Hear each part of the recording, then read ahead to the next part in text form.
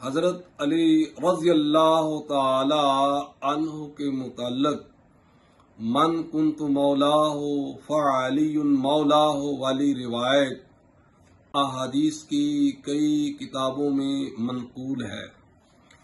ان روایات کے سیاق و سباق کا بغور مطالعہ کرنے سے پتہ چلتا ہے کہ نبی مکرم حضرت محمد صلی اللہ علیہ وآلہ وسلم نے حضرت علی رضی اللہ تعالی عنہ کے لیے مولا کا لفظ بطور محب، دوست اور محبوب کے کیا ہے، اور صحابہ کرام رضی اللہ تعالی عنہم نے بھی مولا کا یہی مفہوم اور معنی سمجھا۔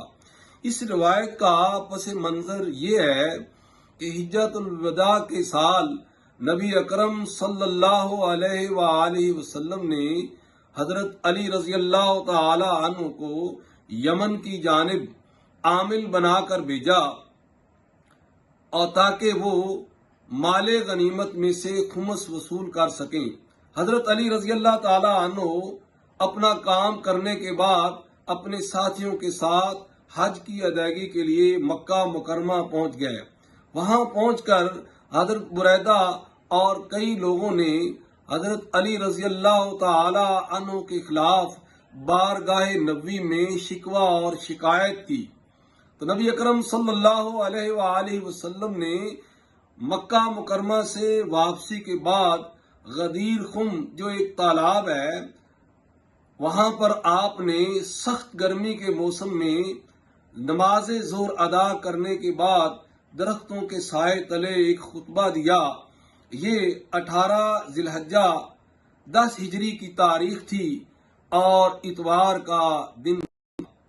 امام احمد بن حنبل فضائل صحابہ میں لکھتے ہیں کہ نبی اکرم نور مجسم صلی اللہ علیہ وآلہ وسلم نے حضرت علی رضی اللہ تعالی عنہ کو اپنے ایک جانب کھڑا کیا اور ان کا ہاتھ پکڑ کر صحابہ سے اس طرح مخاطب ہوئے، کیا تم نہیں جانتے کہ میں مومنوں کو ان کی جانوں سے بھی زیادہ عزیز، ان کا دوست اور محبوب ہوں؟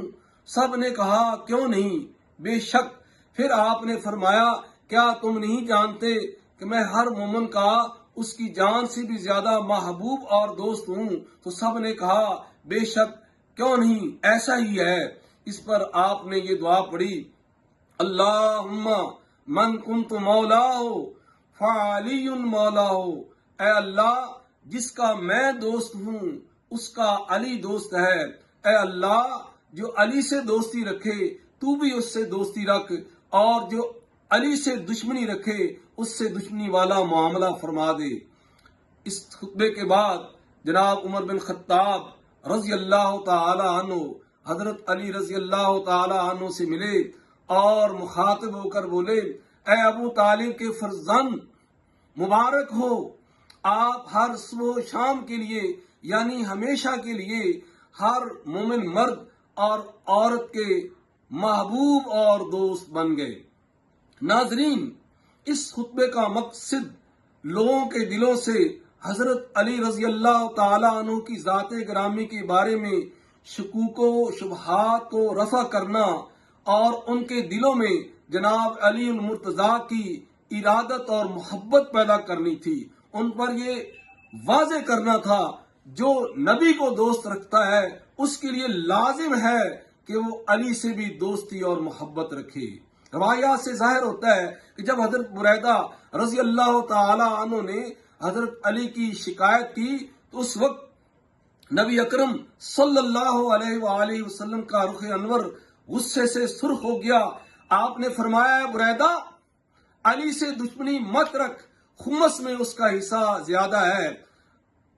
علامہ ابن کثیر رحمۃ اللہ علیہ لکھتے ہیں ابو بریدہ کا بیان ہے کہ فرمان نبوی کے بعد علی سے زیادہ میرے نزدیک کوئی محبوب اور پیارا نہ تھا۔